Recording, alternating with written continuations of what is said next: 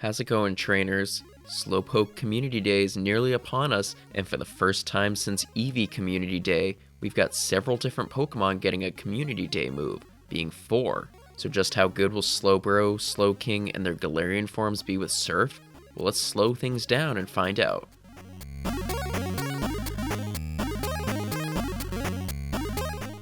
Welcome back, Slowpokes.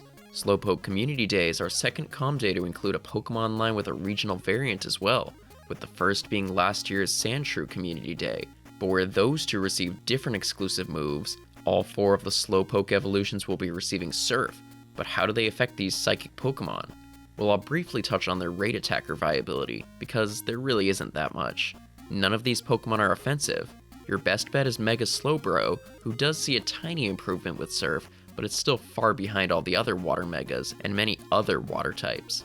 But if you're a newer player who wants to contribute in battle, Mega Slowbro isn't a bad support Pokemon to boost other water types in battle. But moving on to PvP, where do these 4 sit currently? Well, all 4 do have a decent bit of bulk to them, but none of them have very impressive showings in the open leagues. They do sometimes have relevance, like both Slowbro forms in the Love Cup and Galarian Slowking in the Psychic Cup, but otherwise, they're all pretty mediocre. Their biggest issue is with their lack of a cheap charged move, which is mitigated by their new move, Surf. Surf is definitely a solid move, not absurdly strong, but far from weak, and 40 energy is quite cheap and just what these 4 needed. Starting off with Cantonian Slowbro, and also Slowking. Yeah, if you didn't know, these two have the exact same stats. The only difference is that Slowking has slightly different charged moves. Instead of Ice Beam and Water Pulse, it has Blizzard and Fire Blast. But truthfully, these moves make little difference. Both will want to run Surf and Psychic anyway, with Ice Beam on Slowbro being a good option, but only on rare occasions. Surf will definitely be a big help for them though, but honestly, many Psychic types do struggle nowadays with the many Steel and Dark types in the GBL, so this move likely won't be enough to let Slowbro and Slowking see widespread success in the open leagues, and that mainly comes down to their more average fast moves. Nonetheless, they'll definitely go from rare cup Pokemon to choices you'd see a lot more often in limited formats. Now moving on to the 2 Galarian forms, we have Galarian Slowbro, who again, has suffered from expensive charged moves, but also, its coverage has left it very weak to ground and steel types like Galarian Stunfisk and Registeel.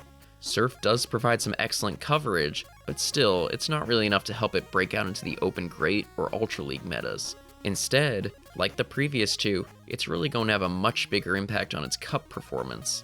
Love Cup, as an example, will be a format where Galarian Slowbro finds much more success, having more reliable coverage to take down Talonflame, Charizard, and Magcargo, and I'm sure Galarian Slowbro will have success in other formats too. And lastly, we have Galarian Slowking, who, shocker, will be better in limited formats and not much in the open leagues. Specifically though, in the current Psychic Cup, Galarian Slowking will now be a much bigger threat than it was before, with the ability to run a Ghost moveset of Hex and Shadow Ball alongside Surf for baiting and coverage. This is a fantastic option for the Cup, and one I recommend evolving during the event.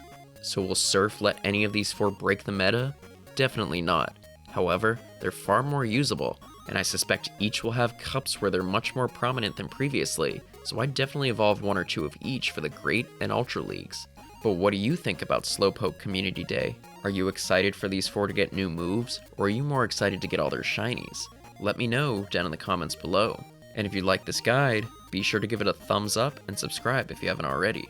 There's rumors of a pretty huge Community Day in April, one that we're really excited about if it comes true, but we'll just have to wait and see what happens. Until then though, thanks so much for watching, and we'll see you next time. Take care.